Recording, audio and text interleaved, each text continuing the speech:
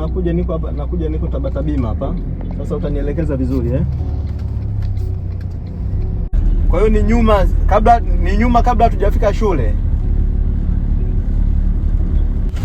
Aha, ndo tunaingia kulia. Aha, ni hapa. Mbona dada, ripiti mpaki pale.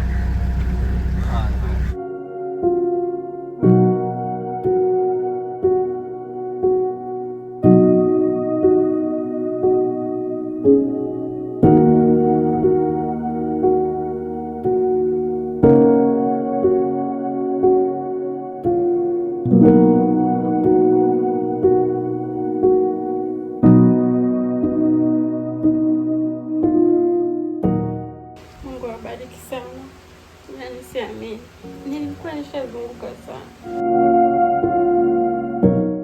Hakuwa ananidharau nijibu vibaya. Kwa jina naitwa Magdalena Andrea Alon Vuga. Ninatokea mkoa wa Tabora, wilaya ya Uyui, kijiji cha Kigwa.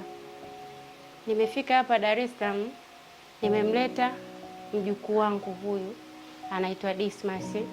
Ana changamoto ya tatizo la mkojo. Alipata ajali wilayani Urambo tukiwa bado tunaishi kule. Alipata ajali akiwa anacheza na wenzie kwenye trekta. Baadaye wenzie walitoa gogo kwa nyuma, ile trekta likawa linarudi kwa nyuma, kwa hiyo akawa amedondoka, likawa limemharibu sehemu za siri. Kwa hiyo ile tundu limebaki linatoa mkojo tu. Kwa hiyo nimekaa muda baada ya kuona mama yake ashafariki na hakuna mtu mwingine wa kumsimamia zaidi ya mimi. Na mimi nimebaki kama mimi sina kaka, sina nani wa kuweza kusimamia jukumu la kumhudumia huyu mtoto.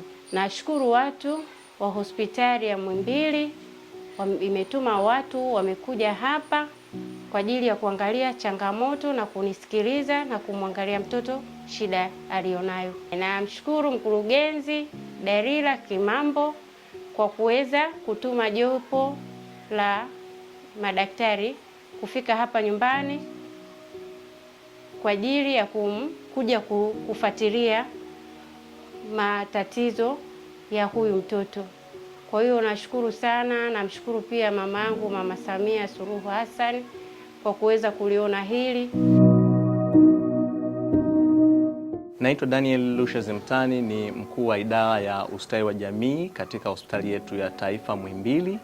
Leo tumefika katika nyumba ya Mama Dismas baada ya kuwa tumeona katika mitandao yetu ya kijamii na makundi sogozi katika kutekeleza programu yetu ya kazi na utu katika afya. Tumefika na kusikiliza changamoto mbalimbali anazozipitia huyu mtoto, na tumeona kweli anapitia changamoto katika maisha toka alikotoka mkoani Tabora mpaka kufika hapa Dar es Salaam.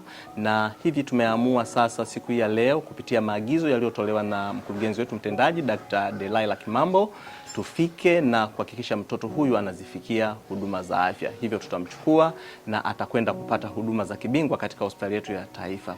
Hii ni kutekeleza kile ambacho Mheshimiwa Rais amekuwa akikielekeza wakati wote, kufanya kazi lakini zenye utu.